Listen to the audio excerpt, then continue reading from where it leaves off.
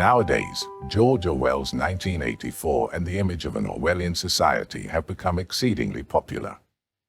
Many people cite it in the media or on social platforms, yet it is likely that only a fraction of them have actually read the book, meaning they cannot truly grasp the reality behind the slogans they so often repeat. In the next few minutes, I will attempt to summarize the essence and key characteristics of the Orwellian system without revealing any major plot spoilers. George Orwell's dystopian novel 1984 was published in 1949. It is set in a totalitarian state where every aspect of life is controlled by the ruling power. The story follows Winston Smith, an employee at the Ministry of Truth, who begins to awaken to independent thought in a world where even thinking can be a crime. The world has been divided into three superstates: Oceania, Eurasia, and East Asia, which are perpetually at war with one another. The narrative unfolds in Oceania, specifically in the city that corresponds to modern-day London. Here, the ruling entity is the party, led by the omnipresent yet never-seen figure known as Big Brother, who exercises absolute control over the populace. What inspired the author to write the novel? George Orwell, born Eric Arthur Blair, personally experienced the workings of authoritarian regimes. He fought in the Spanish Civil War, where he witnessed firsthand the manipulation, oppression, and propaganda wielded by both communist and fascist systems. Orwell wrote 1984 as a direct response to the totalitarian regimes represented by Stalinist Soviet Union and Nazi Germany. At the same time, it served as a warning to Western democracies about the dangers of eroding civil liberties. How is the Orwellian dystopian state structured? The system, known as Ingsoc, English socialism, can be summed up by its three paradoxical slogans. War is peace. Freedom is slavery. Ignorance is strength. The party exercises total control over the people. In Orwellian London, not only actions but even thoughts are punishable. This is called Thoughtcrime. The party wields absolute power not only over the present but also over the past. All records of the past are falsified to align with the current narrative, making it appear as though the party has always been right. Books and newspaper articles are often rewritten retroactively, even years later. People are under constant surveillance. In their homes and workplaces, so-called telescreens record both image and sound 24 hours a day. Another key mechanism of maintaining power is the constant cultivation of artificial fear and paranoia. No one can trust anyone. Even children are taught to denounce their own parents, and they frequently do. Society is divided into three distinct classes. Power lies with the inner party, which makes up about 2% of the population. The outer party, around 10%, performs the functional tasks necessary to uphold the system: surveillance, indoctrination, law enforcement, and historical falsification. They must participate in mandatory events but hold no real political influence. Their every word, gesture, and even facial expression is closely monitored. The vast majority of the population consists of the proles, who are deliberately kept ignorant and intellectually stunted. They have no political power, live in poverty, and are under minimal surveillance, not because they are free, but because they are considered irrelevant.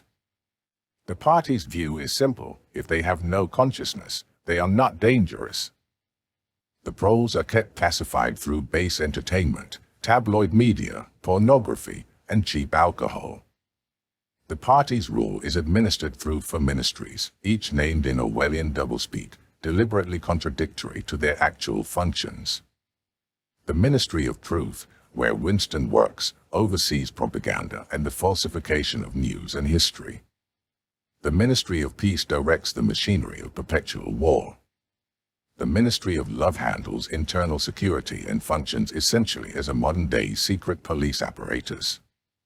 It is enforced by the thought police, who are responsible for surveillance, intelligence, re-education, punishment, and, when necessary, vaporization. To be vaporized means more than being executed, it means being erased from existence. These people are removed from the records, from history, from memory, as if they never existed. Remember, in this world, the party has absolute control even over the past. The fourth institution, the Ministry of Plenty, is responsible for the managed scarcity and economic oppression of the people. A key ideological pillar of the system is doublethink, the ability to hold two contradictory beliefs simultaneously and accept both as true. For example, war is peace, freedom is slavery. Doublethink is essential for maintaining the party's power because it eradicates logical thought and critical reasoning, replacing it with blind acceptance of absurdity, as long as it comes from the party. To ensure the ultimate erasure of independent thought, the party aims to fundamentally reshape the language itself. This is done through the invention of Newspeak, a radically simplified and restricted form of language where undesirable meanings are systematically removed. Words like freedom, religion, God, and democracy no longer exist. The idea is that if there is no word for a concept, the concept itself becomes unthinkable. Thus, rebellion cannot even begin in the mind, because there is no language to express it. At the time the novel is set, Newspeak is not yet fully implemented, but both inner and outer party members are expected to use it as much as possible. By the year 2050, it is intended to be the sole language of communication. In the long run, the language is to be further reduced until it resembles mere duck speak, meaningless, mechanical sounds conveying only the simplest of ideas. In 1984, control over society extends even to children. Orwell paints a particularly chilling picture of the disintegration of the family and the perversion of human relationships. Children are inducted at an early age into the Spies, a youth organization created by the party. Its goal is to instill absolute loyalty, to brainwash ideologically, and, true to its name, to encourage spying on adults.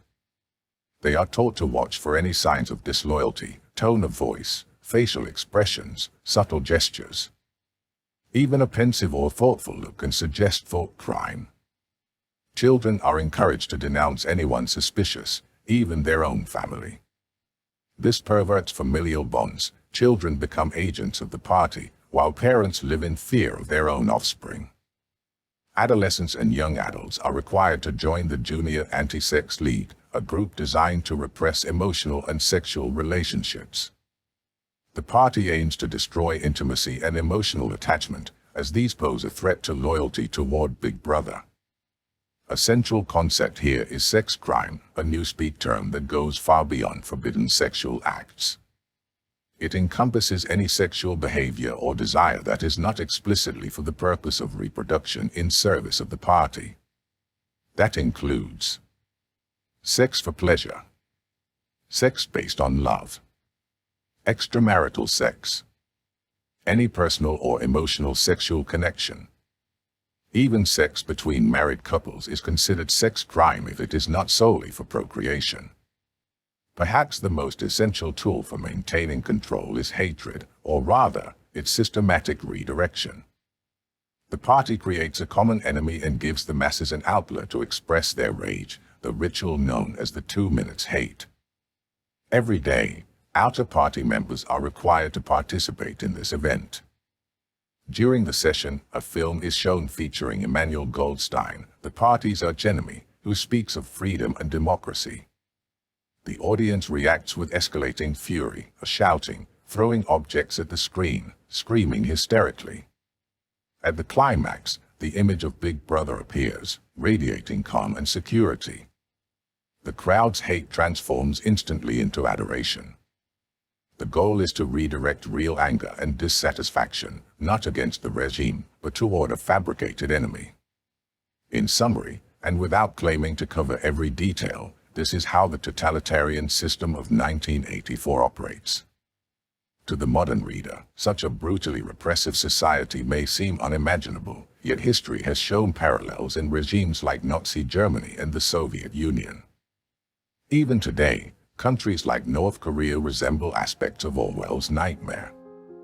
And troublingly, some elements can be recognized even in democratic societies.